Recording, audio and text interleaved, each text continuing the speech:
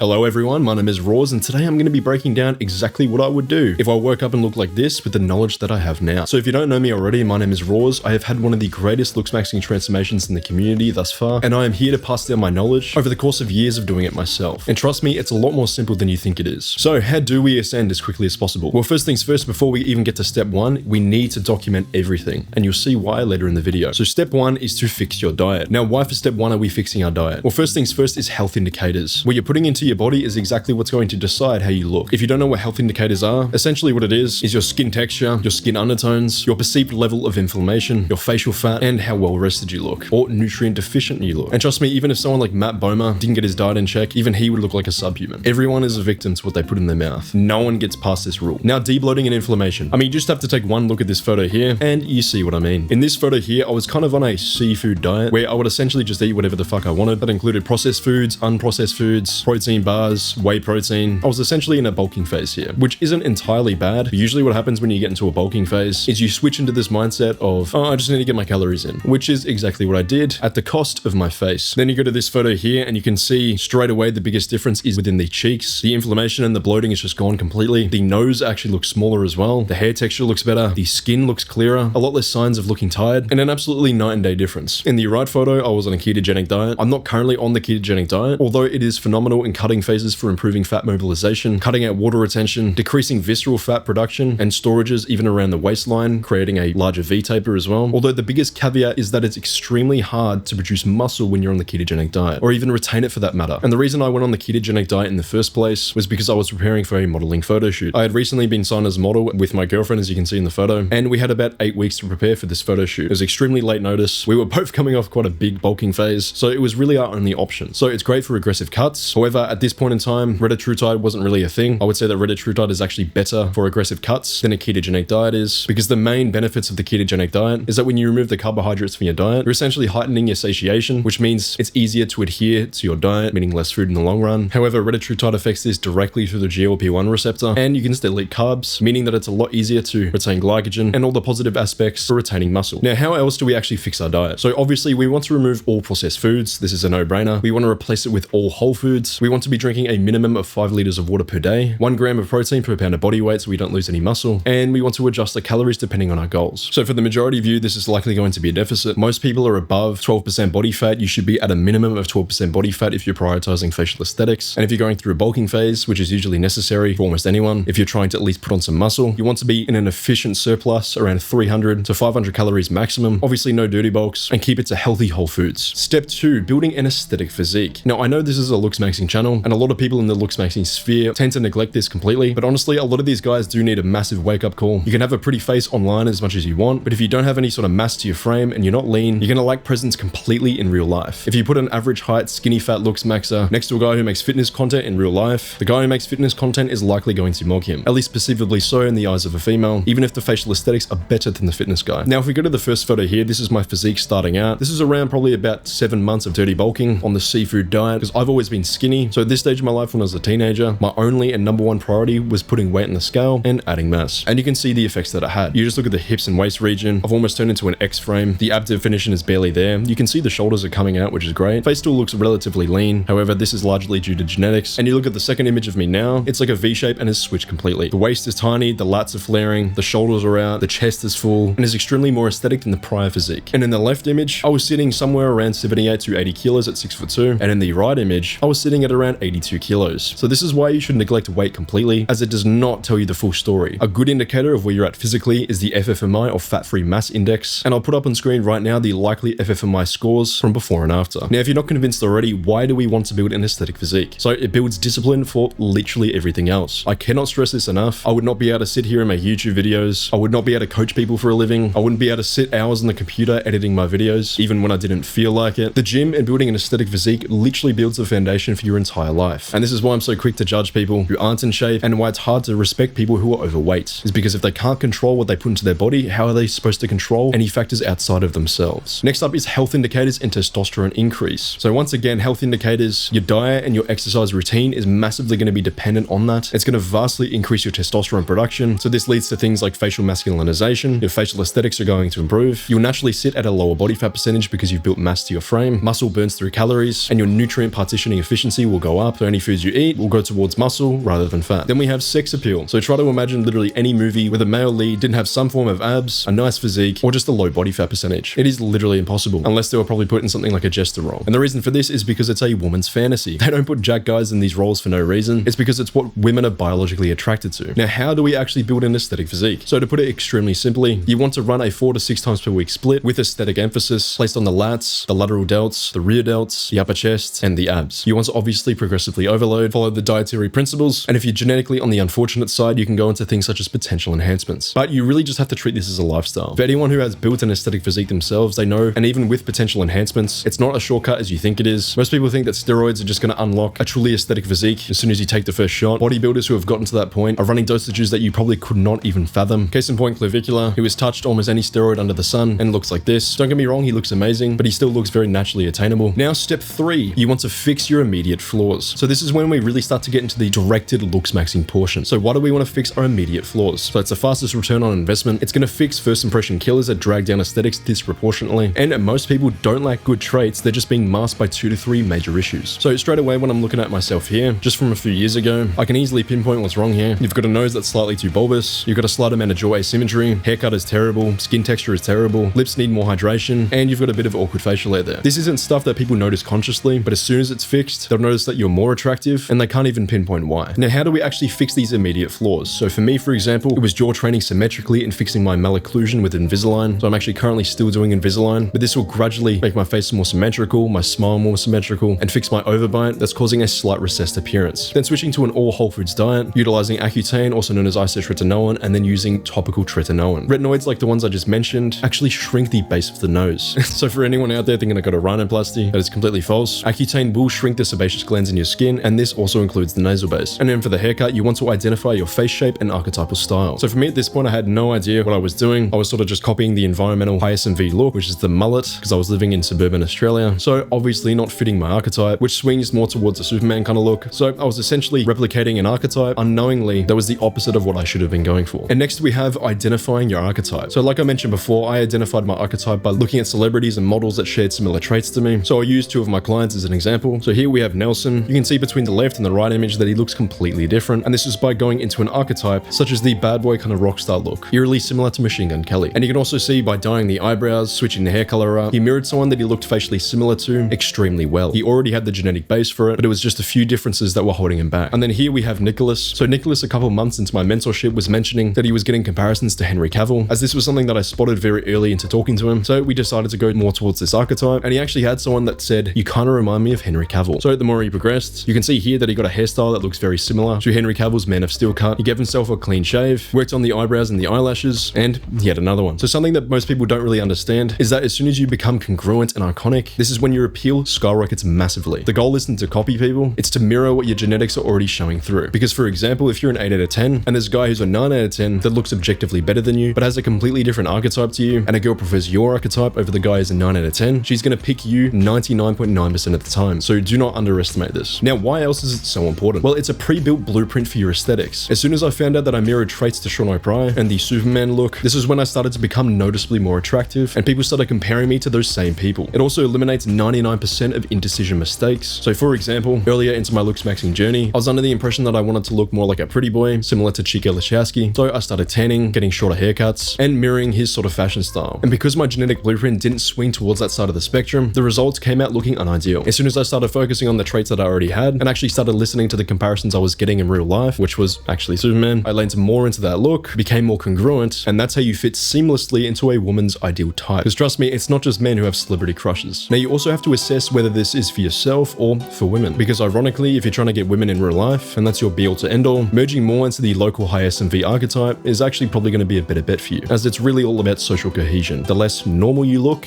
and the less you blend in, or fit in, like Patrick Bateman would say, the less you're going to appeal to the majority of women. However, if you do it for yourself to maximize aesthetics, you may not necessarily appeal to your local look. However, if you do decide to travel the globe, make social media posts, make a personal brand, or on the rare occasion where you meet a girl whose ideal type actually is that, then that is the way to go. So next is fixing niche flaws. So this is once you've already fixed the immediate flaws, the things that people consciously notice, at least on a small level, and you already look good to the majority of people, but aren't necessarily top tier yet. Now, why is fixing niche flaws so important? Well, like I said, getting small improvements separate high tier normies from chads. They also create create unexplainable attractiveness gains. So what is an example of this? You may have a slightly receding chin that's holding back the rest of your facial structure. So say from the side you have a developed brow ridge, a developed maxilla, but the chin is slightly receding behind your lips. This can cause imbalance to your face, making your facial structure look weaker overall, even if it's just one weak point holding everything back. Then unideal teeth aesthetics. This could be having dark chasms in the corners of your mouth when you're smiling, causing a subtle awkward appearance. Uneven skin texture. This can ruin pretty much the entire face if not handled correctly, causing a muddy look to an otherwise incredibly aesthetic structure. Your nose being slightly too wide, throwing off the facial ratios, and early hairline recession, subtly throwing off the upper third in relation to the other 2/3. But these are subtle flaws that people don't consciously notice, but influence how attractive you appear. Now, how do we go about correcting these things? So for example, for a slightly receding chin, you would go for a genioplasty. Unideal teeth aesthetics would be Invisalign. Uneven skin texture would be tretinoin. Nose slightly too wide would be an alar-based reduction, or retinoids as well. And for early hairline recession would be minoxidil and microneedling. So if this is something that's incredibly confusing to you, and you don't quite have the eye for aesthetics as much as I do yet, don't worry, because I've put a complete looks maxing roadmap to fixing your flaws and not just the obvious ones. Inside the Make Me a Mocha community, it is a step-by-step formula to transform not just your facial aesthetics, but your entire appearance. Currently, it is in Founders Edition, and you can get access to limited time pricing before it reaches 100 members. If you're tired of scouring the internet for crumbs of information to implement, and if you've been praying to Gandhi for something like this for a long ass time, well, this is the solution to your prayers. Click the first link in the description, make a post inside the community, and I'll get back to you with some customized advice. Now, step 6 is to leverage your looks. Now, why exactly do we want to do this? Well, this is where life gets incredibly easy. The halo effect is in full force. Better looks equals more social opportunities. You get attraction from women, respect from men, which means your confidence is going to skyrocket. And well, the whole point of looks maxing is using it as an advantage. This is what a lot of old heads don't understand, is that looks maxing is all about building leverage. It's about making your decisions in life actually matter, taking one step forward and getting rewarded for it twice the amount. That is the true philosophy of what we're doing here. Case in point, when I used to upload YouTube videos. So if I didn't looks max, to put it simply, you would not be seeing me on your screen right now. You can see here 3 years ago, I was looking incredibly chopped. Well, not exactly chopped, but incredibly average, scraping less than 3,000 views. Then we have a video from 1 year ago where I easily pulled in over 400,000 views. I wonder why this is. Now, of course, the niche, my on-camera presence, and my editing all got better as well, but do not underestimate the power of looks when you're speaking to a camera, because that leads me into my final point, which is business and lifestyle design. So why is this? Because your transformation becomes irrefutable proof of authority. If I was sitting here teaching you about looks maxing and I didn't have this face, I would not have coached over 100 guys in my mentorship, I would have no one signing up to my school community, and I wouldn't even have anyone watching these videos. Not to mention 9 to 5 is a cucked existence. If you work a 9 to 5 job or any full-time job in general, you know this to be true. Don't get me wrong, I respect anyone who has a normal job, because personally I couldn't do it, but in reality, it caps your income, your freedom, environment, and your identity. There is virtually nothing positive about a 9 to 5, besides the fact that it's guaranteed money showing up in your account every single week. Also, not to mention, online money is infinitely high leverage. You can live abroad, you can convert into local currency, you can travel whenever you want, the choice is yours. And also, the reason why this is the last step is because high leverage work only unlocks after you ascend. Like I mentioned before, you take one step forward and you get twice the amount. It's the same effort with vastly different results. Now, how do we actually do this? Well, to put it simply without making this a business video, you want to choose your business vehicle. This could be a YouTube channel, an Instagram account, a TikTok account, probably don't recommend that one, or just any form of platform to post videos. Personally, I recommend YouTube, and you want to create a personal brand. Personal brand meaning yourself, giving out valuable information to the viewers, your worldview, your thoughts and opinions, and well, just being yourself, because at the end of the day, you are irreplaceable. Then you want to create an offer or a product. So for me, this was coaching people one-on-one inside my looks maxing mentorship and my looks maxing system as a school community. Now, don't get me wrong, this isn't easy, and this is most likely why everyone works a 9 to 5. Because if you want to truly stand out in something like this, you have to embody your niche. I don't talk looks maxing, I truly embody it. I've made a transformation for myself. I maintain a lean body fat percentage year round. I show up and I put contacts in for every single video, and I'm constantly researching ways to improve my own appearance so I can then pass that information on to the viewers watching this video. And you want to upload educational content. So this is the biggest thing. I see a lot of guys making gym vlogs, leg day number 69. I promise you, bro, you are not Sam Sulek, you are not David Lade. If you do not have mutant genetics, such as these two guys, you are in fact wasting your time. Remember, at the end of the day, everyone is selfish. They're all trying to improve themselves, and the only chance they would watch something like that is if they looked up to you in terms of appearance as the most aesthetic guy. And lastly, scale to the moon. Once you've got the driver being your YouTube channel or your platform, you've got the facial aesthetics for social proof, the money will come into your account. And this is probably not something that every YouTuber wants to show you. And I'm not using this to brag. I think I can be making a lot more than I am now, but this is just an example of where looks can get you. Looks maxing didn't just change my looks, it changed my life. By looks maxing, I got the confidence in myself to start cold approaching. I approached my dream girl in the gym. We started dating. 2 years later, she's still my girlfriend. And now we're moving overseas, all because in high school I was bullied for the way I looked and I decided to make a change. Changes and and bad. Change is evolution. And if you want to evolve just like I did, check the first link in the description, join the community, and I'll see you inside. Mog your past self, and I'll see you